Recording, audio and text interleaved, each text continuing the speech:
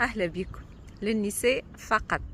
بالله بالله بالله كي تبدي عندك في الكهرباء حاجة رزينة ولا هذا حاجة رزينة ومعاك راجلك ولا ولدك ولا خوك ولا واحد هكا بصحة جيدة، بالله اطلبي منه باش يعاونك، بالله اطلبي منه باش يعاونك. راه ولدك حتى كان عمره 10 سنين وتقول له عايش ولدي هز عليا رزينه، صدقني يعملها بأريحية ويعملها ويحس روحه قوي ويحس روحه فير.